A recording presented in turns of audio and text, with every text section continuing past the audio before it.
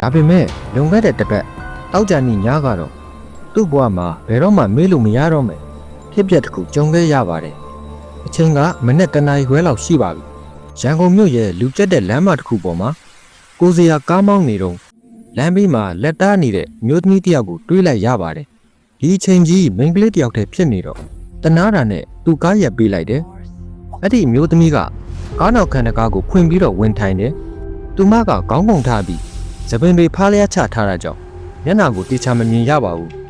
မြောက်ကလာကိုပို့ပေးပါလို့တိုးတိုးလေးပြောပြီးတော့ငိမ့်နေပါတယ်ရန်တစ်လျှောက်လုံးသူမဘာစကားမှမပြောပါဘူး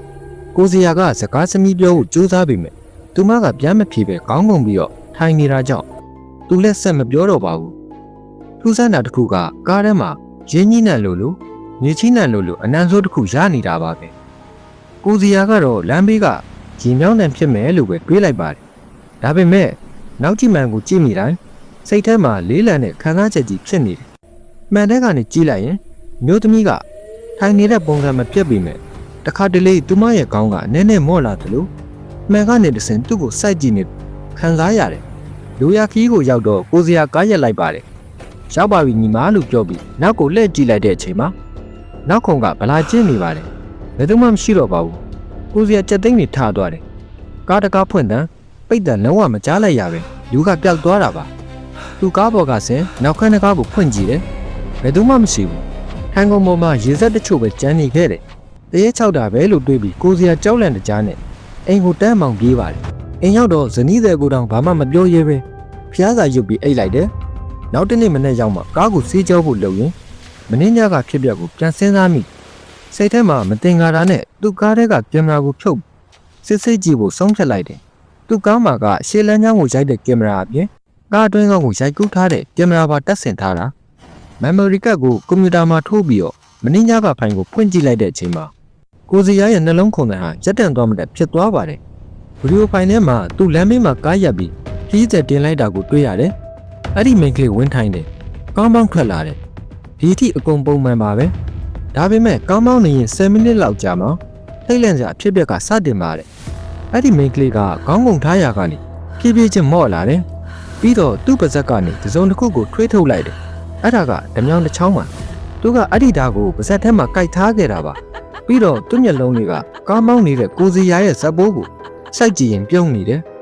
အဲ့ဒီပြုံးကလူတစ်ယောက်ရဲ့အပြုံးမဟုတ်သားကောင်ကိုချောင်းနေတဲ့သားရဲတစ်ကောင်လိုပါပဲသူမကဓာတ်ကိုကိုင်းပြီးကိုစရာရဲ့လေဘင်းသားကိုတပြေးပြေးတိုးကတ်သွားတယ်ကိုစရာကတော့ကောင်းမောင်းရင်တချင်းကြီးနေလို့ဘာမှမသိလိုက်ပါဘူးဓာတ်သွားကလေဘင်းနဲ့တလက်မလောက်ပဲလူတော့တဲ့ချိန်မှာရုပ်ရဲ့ကိုစရာကလမ်းချိုင်းခွက်တစ်ခုကိုရှောင်ဖို့ကားကိုဗရိတ်အုပ်လိုက်တယ်ကားရင်သွားတဲ့ချိန်မှာအဲ့ဒီမိန်းကလေးကဟန်ချက်ပြက်ပြီးနောက်ကိုပြန်လှန်ကျသွားတယ်အဲ့ဒီချိန်မှာပဲသူမကကင်မရာကိုမော့ကြည့်မိသွားတယ်သူမမျက်နှာကိုကင်မရာထဲမှာအထင်းသားမြင်လိုက်ရတယ်အဲ့ဒီမျက်နှာကလွန်ခဲ့တဲ့3ရက်လောက်ကသတင်းစာထဲမှာပါလာတဲ့ဆေးရောဂါဆေးရုံကနေထွက်ပြေးနေတဲ့လူသက်တရက်ခန့်အမျိုးသမီးရဲ့မျက်နှာပါပဲဗီဒီယိုရဲ့နောက်ဆုံးပိုင်းမှာတော့ကိုစရာကားရက်လိုက်တဲ့အချိန်သူမကတကားဖွင့်ဆင်းသွားတာမဟုတ်ပါဘူးကိုစရာအရှိကိုကြည့်နေတော့ကားနောက်ခံကျမ်းပြင်ပေါ်ကိုရှော့ချပြီးတော့ဖိုင်ကုံအောက်ထက်ကိုဝင်ပုန်းလိုက်တာကိုတွေ့လိုက်ရပါတယ်ကိုစရာဗီဒီယိုကိုကြည့်နေရင်အေးဆက်တဲ့အသည့်တစ်ခုဝင်လာတယ်မင်းညကသူ့ကားပေါ်ကဆင်းပြီးနောက်ခန်းကိုစစ်ဆေးနေတော့ကထိုင်ကုံပေါ်ကိုပဲကြည့်ခဲ့တာပါထိုင်ကုံအောက်ကိုမကြည့်ခဲ့မိပါဘူးပြီးတော့သူအိမ်ပြန်ရောက်ပြီးကားတော့ပိတ်အိမ်ထဲကိုဝင်သွားခဲ့တယ်ဆိုလိုတာကသူအိမ်ထဲကိုဝင်အိတ်နေတဲ့တခြားအဲ့ဒီလူသက်သမားအမျိုးသမီးကသူ့ကားကိုတောင်တဲကကားနောက်ခံထိုင်ကုံအောက်မှာရှိနေခဲ့တာပါခုကိုစရာသိကျင်နေတာတခုပဲရှိပါတော့တယ်ဒီမနေ့ကားကိုတောင်တကားကိုဖွင့်လိုက်တော့ကတကားကပွင့်နေခဲ့တယ်အဲ့ဒီအမျိုးသမီးထွက်သွားပြီလားဒါမှမဟုတ်အိမ်ထဲကတဏီယာယာမှာပုံနေတုံးလားဆိုတာပါပဲ